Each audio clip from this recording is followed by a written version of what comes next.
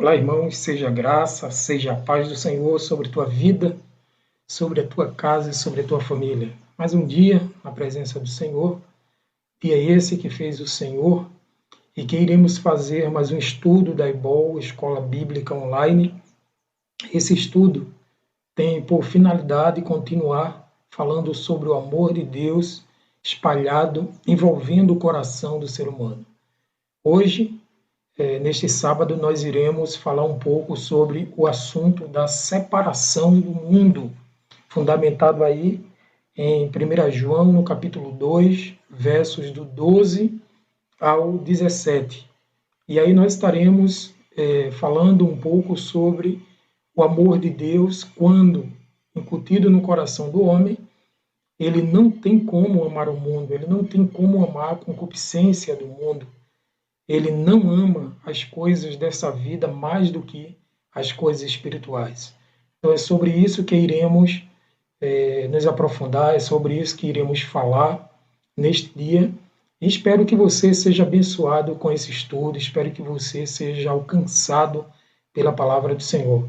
Vamos iniciar então com a oração, pedindo ao Senhor que Ele abra nossas mentes, nosso entendimento, nosso coração, para que Sua palavra repouse sobre nós e que venhamos de fato guardá-la no nosso coração para não pecar contra o Senhor. Vamos orar?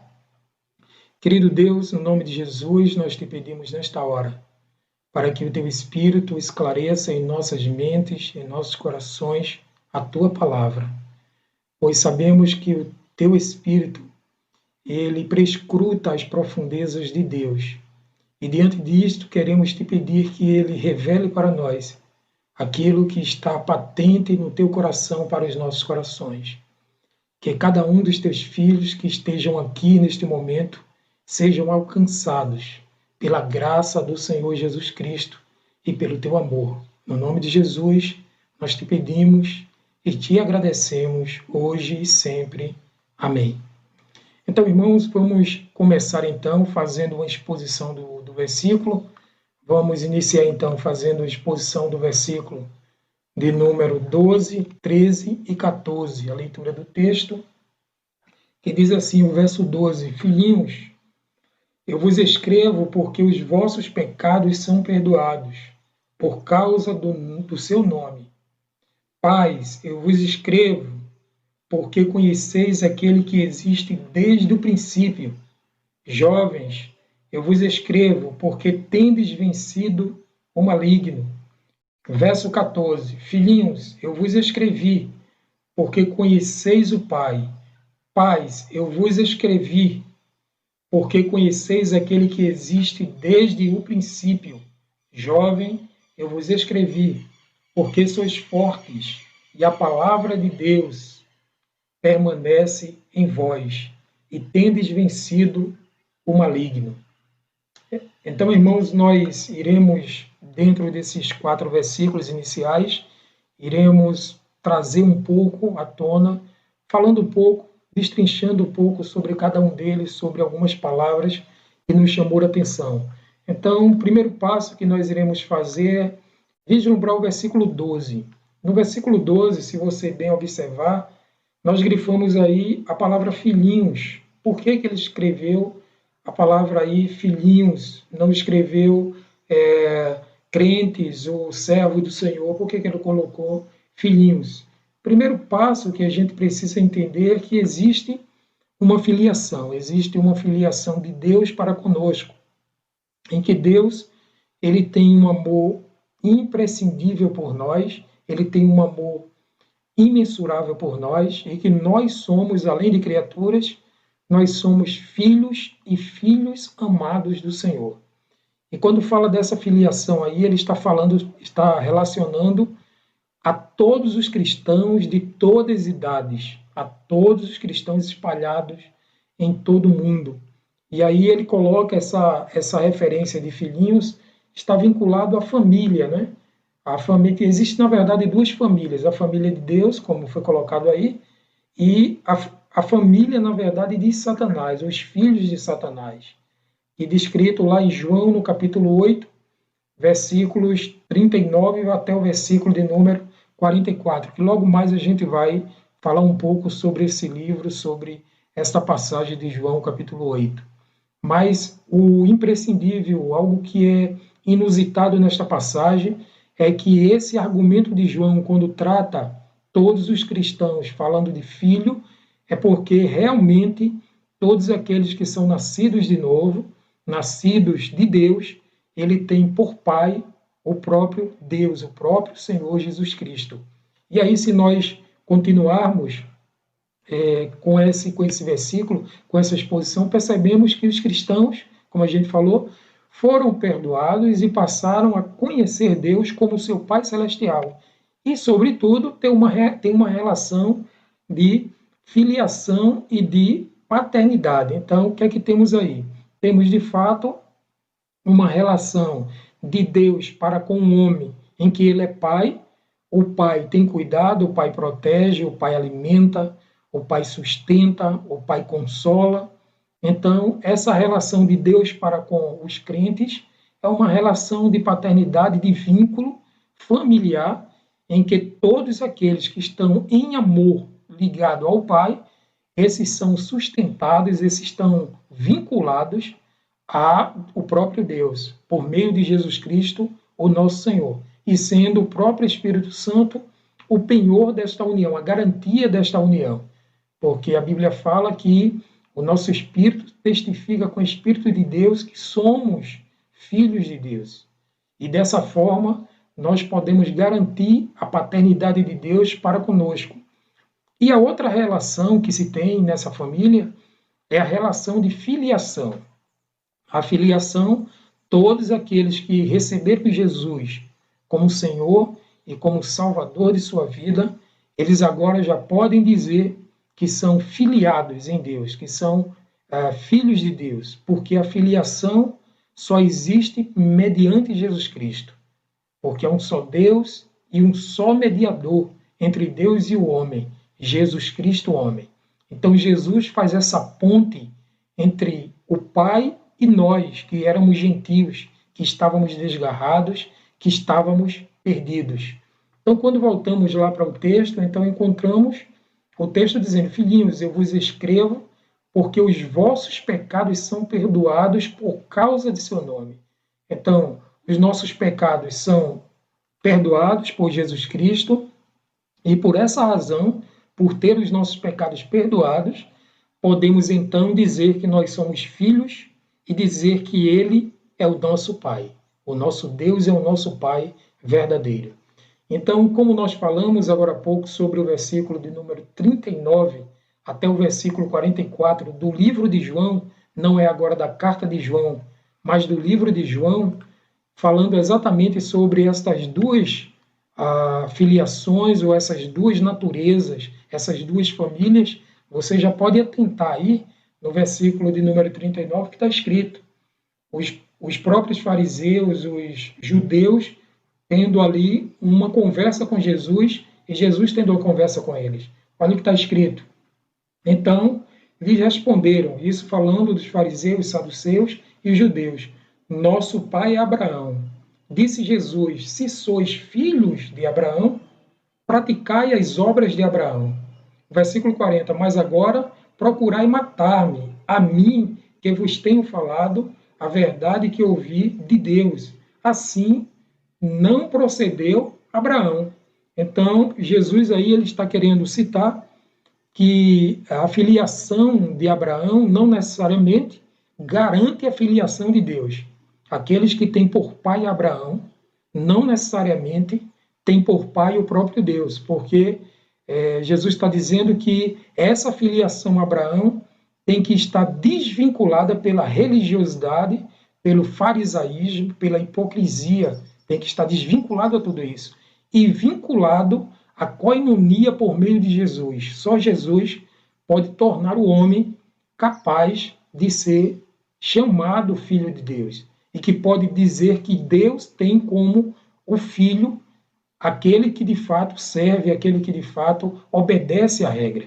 Então, se você olhar muito bem aí no versículo que nós lemos, versículo de número 39, Jesus diz: praticai as obras de Abraão. E no versículo 40, se você olhar, está grifado aí, O próprio Jesus dizendo, mas agora procurai matar-me. Assim não procedeu Abraão. Então Jesus está querendo colocar diante deles a seguinte situação. Se vocês dizem que estão seguindo ao próprio pai Abraão, por que não estão ligados à mesma vivência de Abraão, porque ele agia por fé? Abraão foi visto como um homem da fé. Tanto é que lá em Hebreus, no capítulo 11, ele está descrito como um dos heróis da fé. Pela fé, Abraão sacrificou o próprio filho, ou colocou o próprio filho diante de Deus, dizendo, Senhor, seja feita a tua vontade. Pela fé, Abraão saiu da terra que ele morava junto com seus familiares e foi para uma terra que o Senhor iria mostrar. E diante disso, Jesus está colocando em contrapartida a religiosidade farisaica diante da legalidade espiritual que só pode ser colocada aí diante da vivência com Cristo. Só pode ter alcançado aqueles que de fato encontraram ou tiveram uma convivência com a realidade espiritual da nova aliança. E Jesus também colocou em evidência que eles, dizendo que são filhos de Abraão e têm por pai Abraão, estão infringindo diretamente o mandamento de Moisés, que é o mandamento, o sexto mandamento, não matarás. E no versículo 40, se a gente bem atentar aí, eu vou colocar aqui na tela para vocês, o versículo 40, o próprio Jesus disse, mas agora procurai matar-me a mim, que vos tenho falado a verdade, que ouvi de Deus. E assim não procedeu Abraão. Em outras palavras, o Senhor Jesus está querendo mostrar que as ações daqueles que amam a Deus, que estão diretamente ligados a Deus, não são essas que eles estavam tendo, querendo matar, querendo infligir, né, de uma forma absurda, os 10 mandamentos, que é o sexto mandamento, não matarás. E daí nós vemos, inclusive, o versículo de número 41, a continuação, eles dizendo que tem por pai o próprio Deus, agora não mais Abraão, dizendo que tem como pai o próprio Deus. Olha o que diz o verso 41. Vós fazeis as obras do Pai, disseram eles. Nós não somos bastardos, temos um Pai que é Deus. E aí a realidade do que está sendo falado para a realidade do que está sendo praticado está muito divergente, está muito separadas, né? Porque uma coisa é alguém dizer que é filho de Deus, uma coisa é alguém dizer que tem como pai o próprio Deus, e a outra coisa é agir como Deus quis ou como Deus quer que a pessoa haja. Os 10 mandamentos estão incutidos exatamente no amor. Amar a Deus sobre todas as coisas e ao próximo como a si mesmo. Quem ama a Deus e quem ama ao próximo nunca vai querer infligir a lei, que é o sexto mandamento de matar o próximo. Porque isso, além de derramar sangue, que é uma desonra tremenda diante da paternidade de Deus, porque Deus não almeja que ninguém derrame sangue de um inocente, principalmente de Jesus, que não tinha pecado, ou de qualquer outro ser humano. E aí os fariseus e saduceus se abraçavam na ideia de ter por pai Abraão e de ter por pai o próprio Deus, mas que não convinha realizar as obras de Deus como deveria. Então, se nós olharmos aí o verso de número 42, replicando Jesus, ele disse, né? Se Deus fosse de fato vosso Pai, certamente me haveis de amar, porque eu vim de Deus, e aqui estou, pois não vim de mim mesmo, mas Ele me enviou. Então Jesus está querendo mostrar a contradição do que eles estavam falando e do que realmente estava acontecendo naquele momento ali. Jesus disse, se vocês tivessem o Espírito de Deus, se vocês estivessem como pai o próprio Deus, e como pai o próprio Abraão, que seguiu por fé a esse Deus que me enviou, vocês não fariam aquilo que estão querendo fazer, que é me matar. Então, Jesus estava querendo abordar aí o sentimento que estava predominando no coração dos fariseus, no coração dos hipócritas, que era um pensamento de homicídio, um pensamento de lascívia, um pensamento totalmente voltado para as coisas, para os poderes desse mundo. Então, o que precisamos entender nesta passagem de Romanos capítulo 8, verso de 39 a 44, é que Jesus coloca à prova, Jesus coloca aí a situação de que quem está no amor de Deus não pode estar no amor do mundo, porque o amor do mundo ele traz justamente todas essas investiduras, seja de morte, seja de traição, seja de apresentação para ser crucificado, que foi o caso de Jesus, que estava sendo pressionado pelos fariseus para levarem para ser sacrificado e levado para o madeiro. Mas quando olhamos para o versículo de número 43, olha a razão pela qual existe essa discussão de Jesus com esses fariseus, com esses homens da lei. Qual a razão por que não compreendeis a minha linguagem? É porque sois incapazes de ouvir a minha palavra. Então Jesus aí está mostrando que a palavra dos fariseus estava desconectada com a palavra de Deus. Ou seja, os fariseus apresentavam aquilo que estava na Torá, mas não praticavam exatamente o que estava escrito na Torá.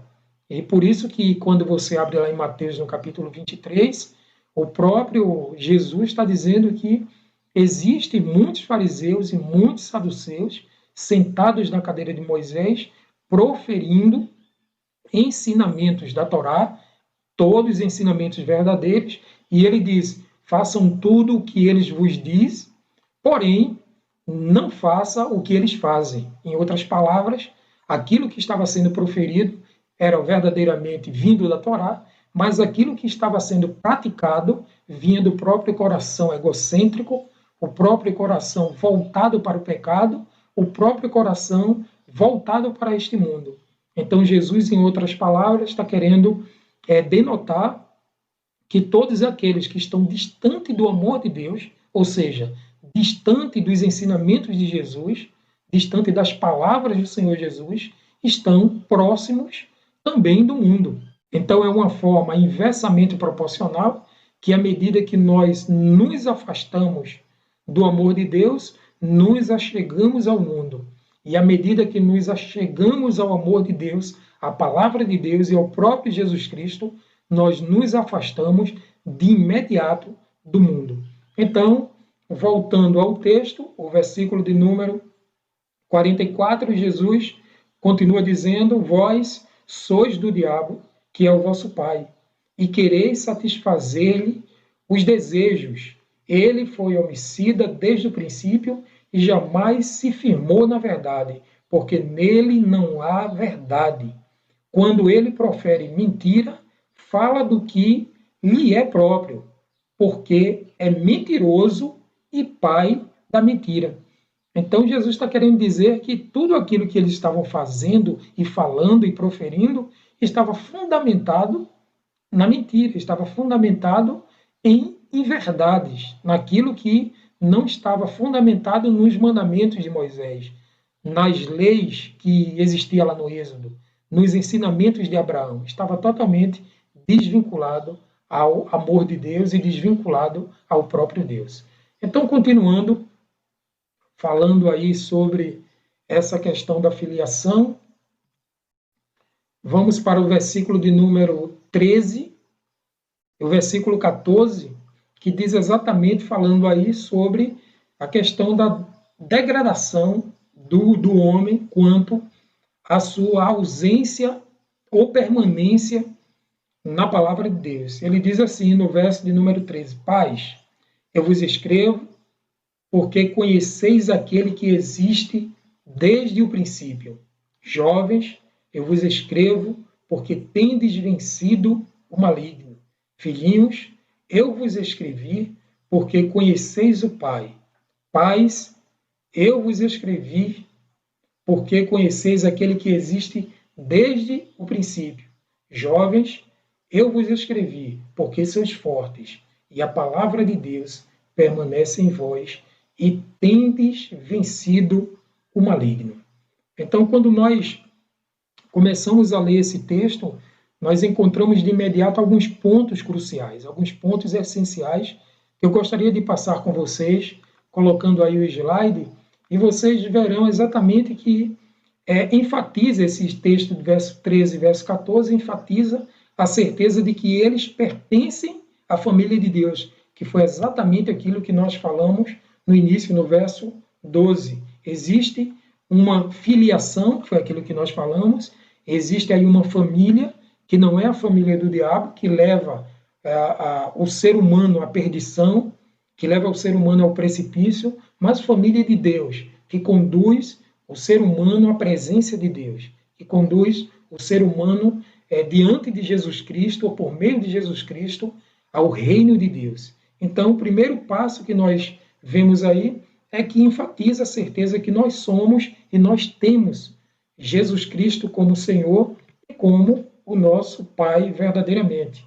E aí há uma distinção clara que identificam 3 estágios do crescimento espiritual da família de Deus. Quais são esses 3 estágios? Primeiro ele fala do pai, ele fala do jovem e ele fala do filhinho.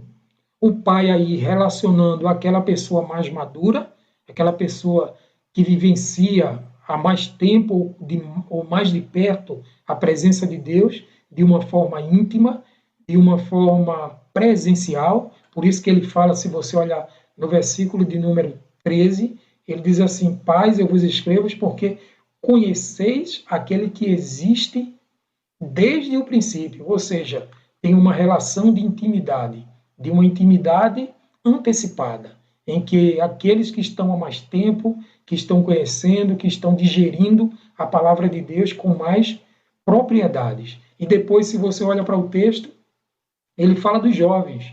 Eu vos escrevo porque tendes vencido o maligno. Então aí já é uma segunda etapa, é aquele que não tem tanta maturidade espiritual, porém, ao ler a palavra de Deus, a palavra de Deus está incutida dentro dele, a palavra de Deus está fazendo morada dentro dele, está limpando e está produzindo frutos dignos de arrependimento.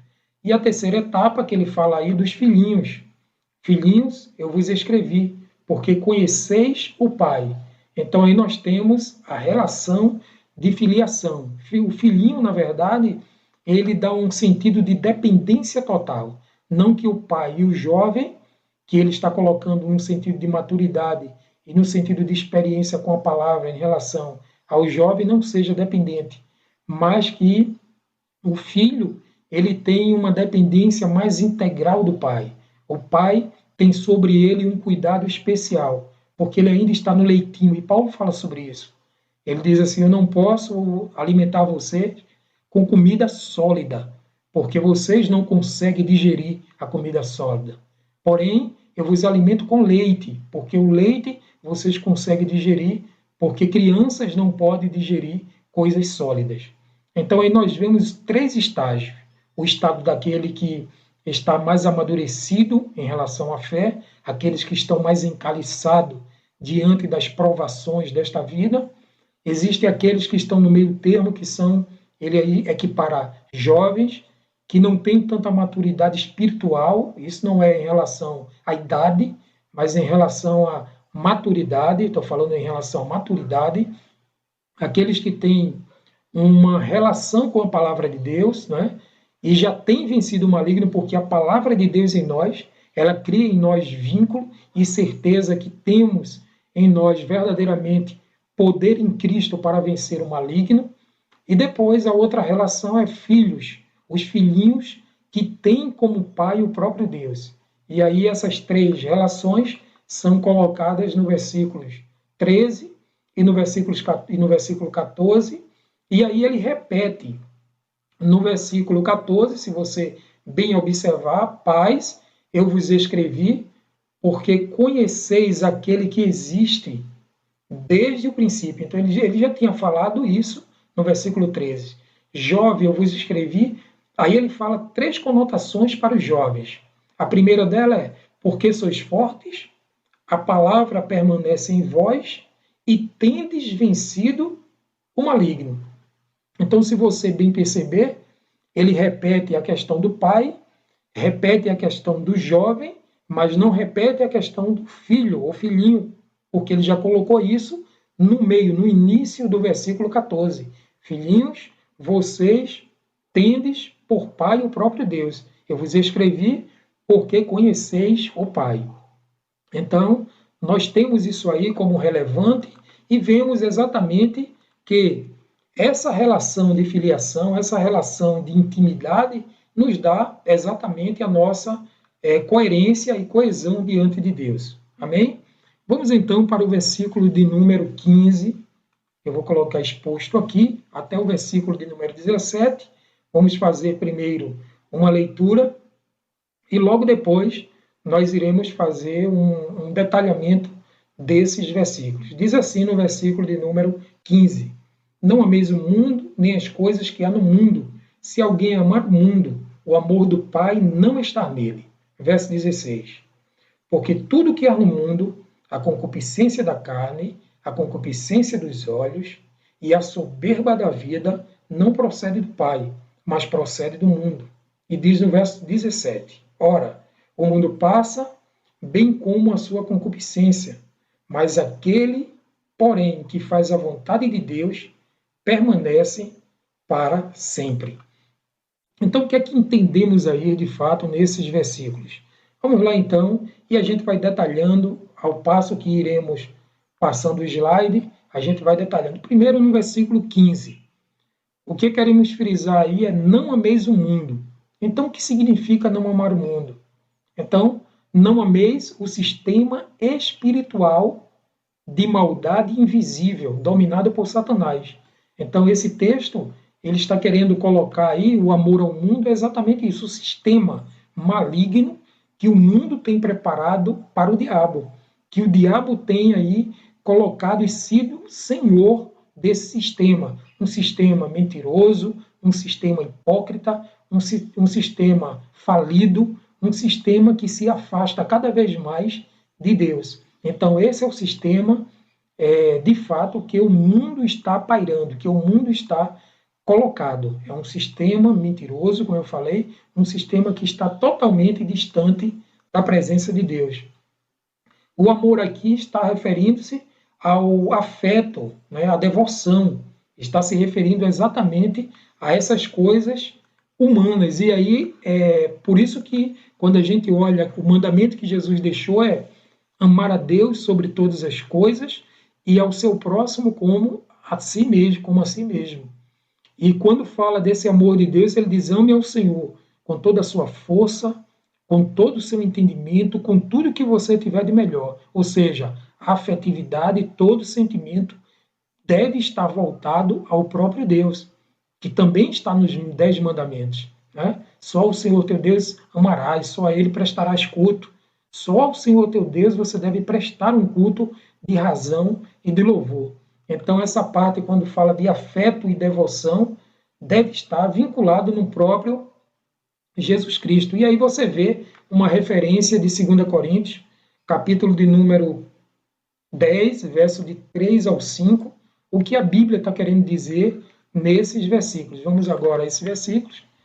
Vamos ver. Porque, embora andando na carne, não militamos segundo a carne. Ou seja, o que é que o Senhor está querendo falar com isso?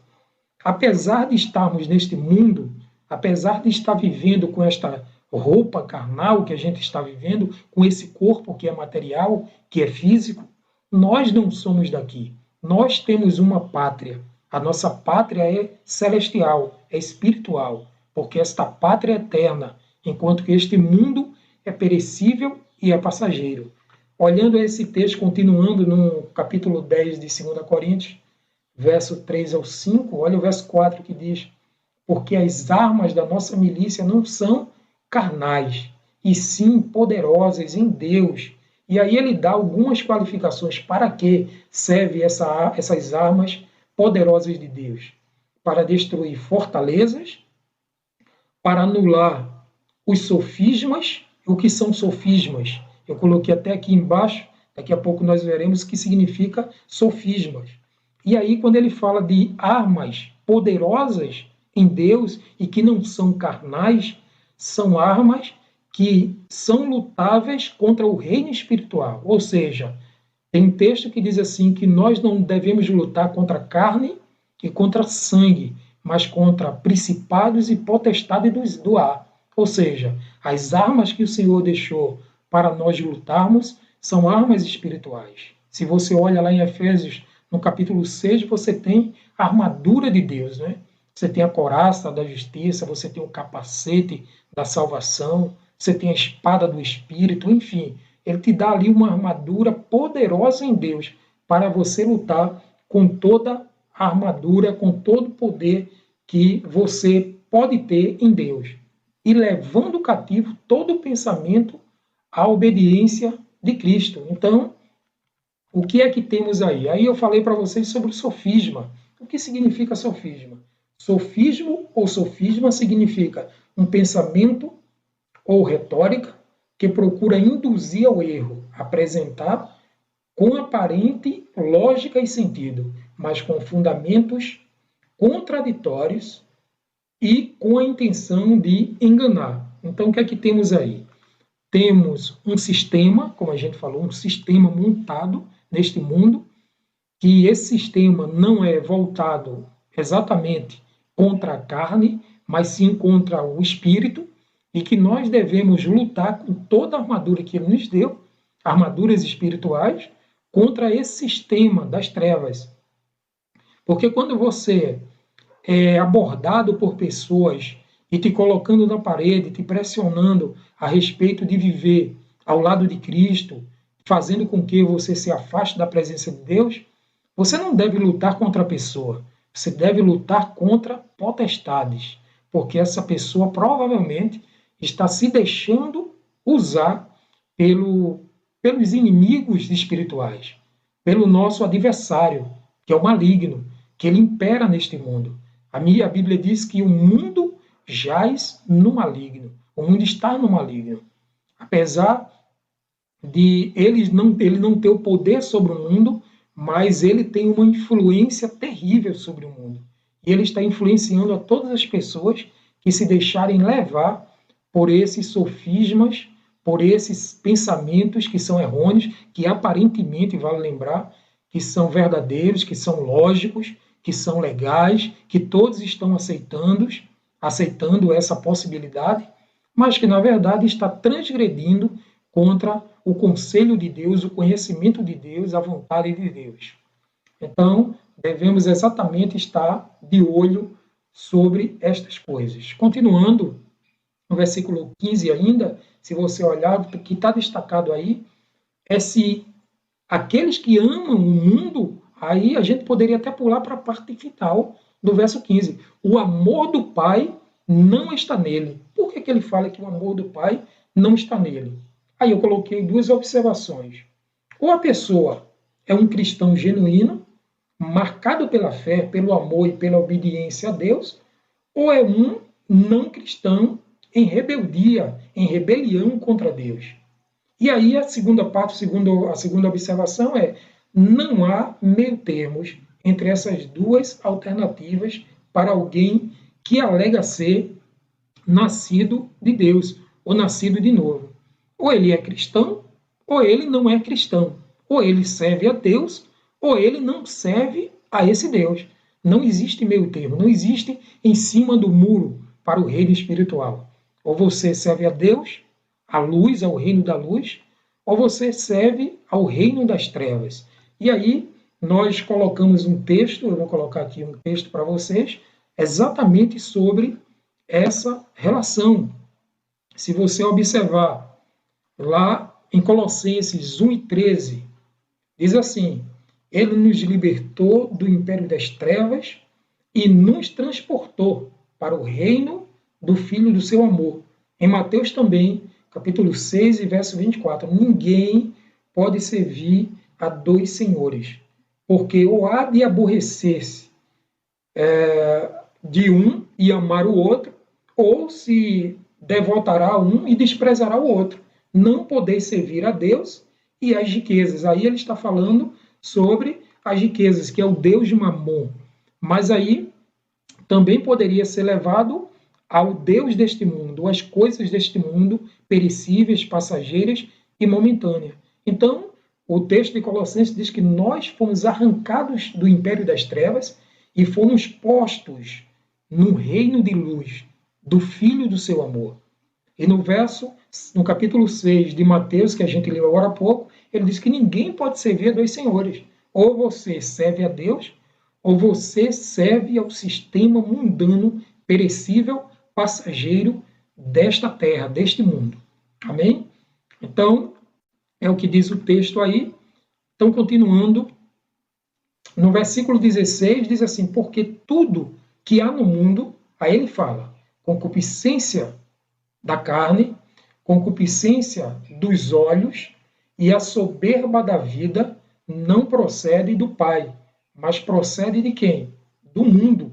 É o que ele coloca para nós aí diante dessa relação. Então, se você observar, a gente falou agora que existe um mundo, existe aí um invólucro que envolve o pecado, que a gente chama isso de o mundo, não está falando do cosmo, está falando do reino espiritual, de um sistema que o diabo preparou para manipular as pessoas e, se possível, até um que seja escolhido do Senhor. Então, quando nós olhamos para o texto bíblico do versículo 16, encontramos aí uma tríplice relação mundana do mundo. A primeira, a concupiscência da carne, a segunda é a concupiscência dos olhos e a soberba da vida. Então, se você observar, primeiro, concupiscência, o que significa? Cobiça. O João usa, eu coloquei aí, João usa esse termo negativamente como um forte desejo pelas coisas mais, pelas coisas deste mundo. Depois ele fala da carne, né, concupiscência, quer dizer cobiça. Essa cobiça pode ser da carne, e aí entendemos que carne aí é uma disposição do homem à prática do pecado, o ego contaminado e a oposição a Deus.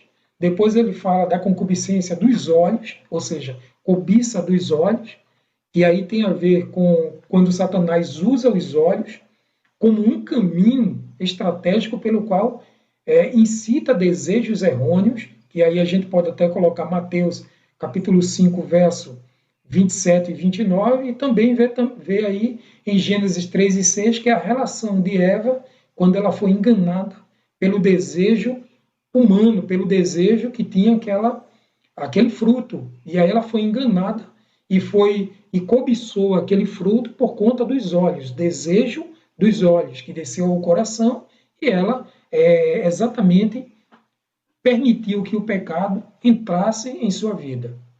E quando olhamos também para a outra concupiscência, é a concupiscência que nós vemos aí, que seja a ostentação dos bens. E aí a gente coloca como sendo o que produz a soberba e o exagero, né? Alardeando o que se possui para impressionar a outros. E então vemos que Tiago, por exemplo, ele diz que tudo é passageiro neste mundo.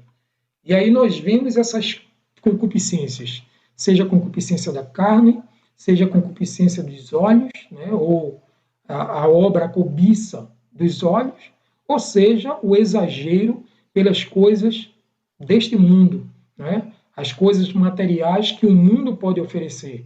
Não quero com isso dizer que se você tem bens materiais, isso é um pecado, de maneira alguma. Eu estou querendo colocar aqui que o amor exagerado a essas coisas deste mundo leva a cada um de nós à separação e ao afastamento do verdadeiro amor que está em Deus.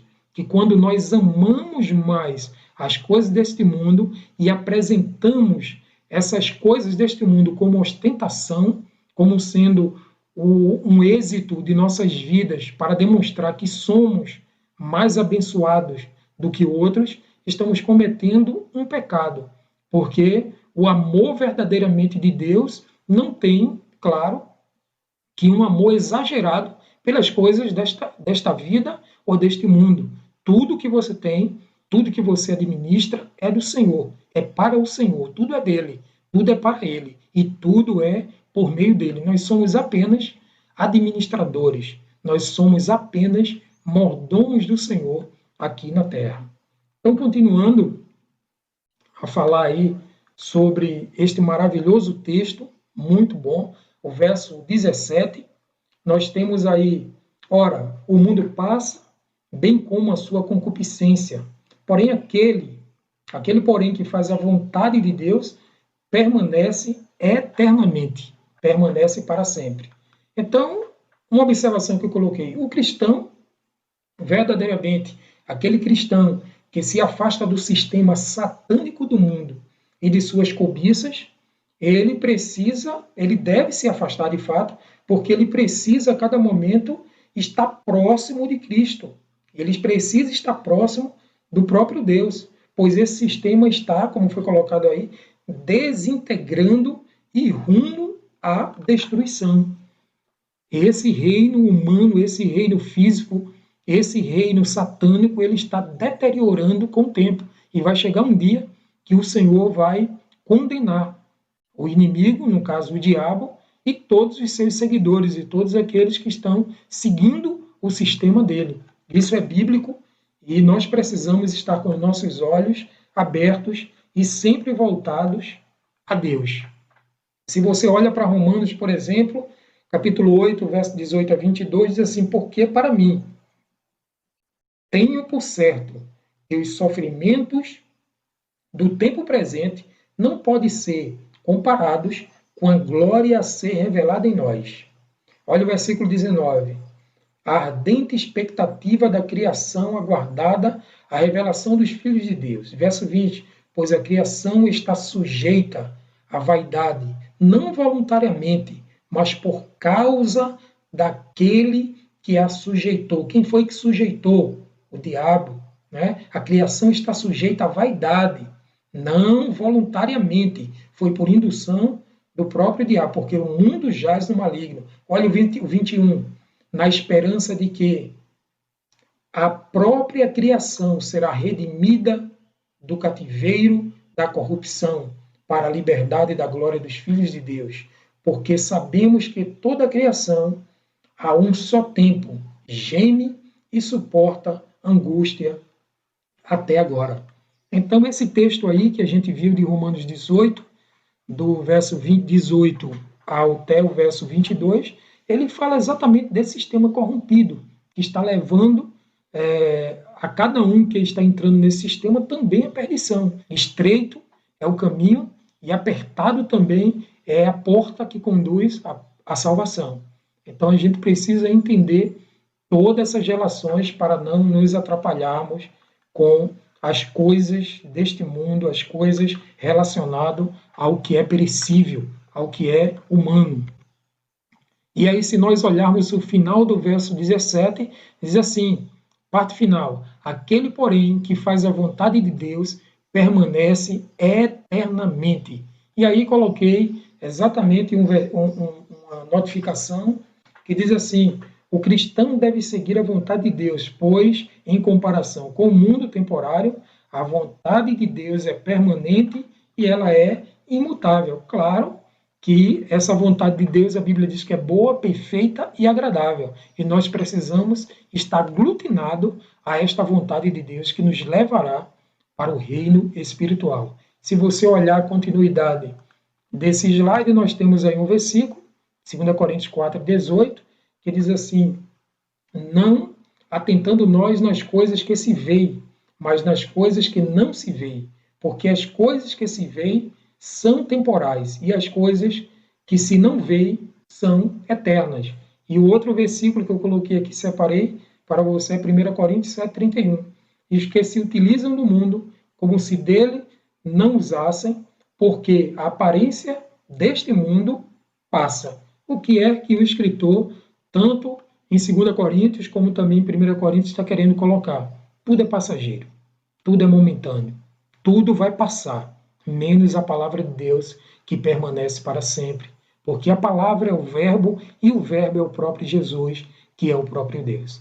Então, que Deus continue nos ajudando, nos abençoando e trazendo sobre nossas vidas, nossos corações, todo o amor de Deus. E quero concluir com um pensamento que está lá em Jó, no capítulo 22 e verso 21.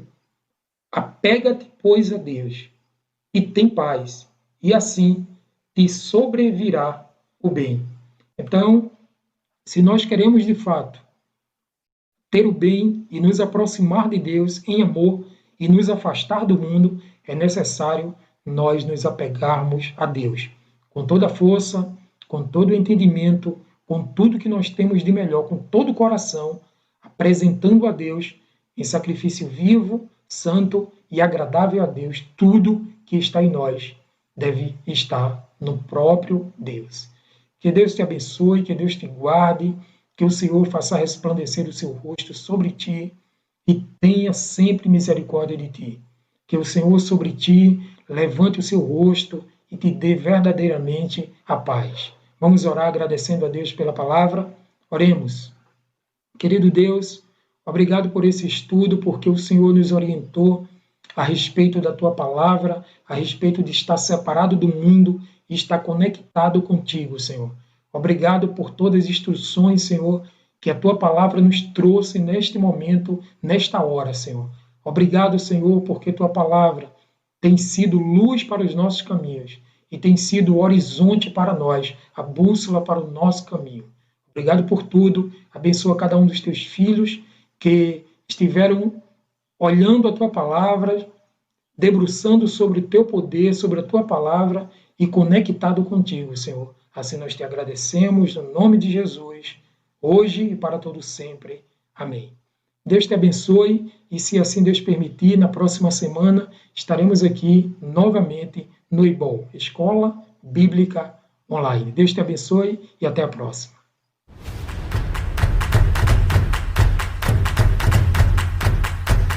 Vou esperar do Senhor. Você conhece de Deus? Me mostra. Hoje eu quero. Vou deixar. Vamos usar o nosso corpo para o louvor. De crescimento. Sensibilidade ao toque do Espírito Santo.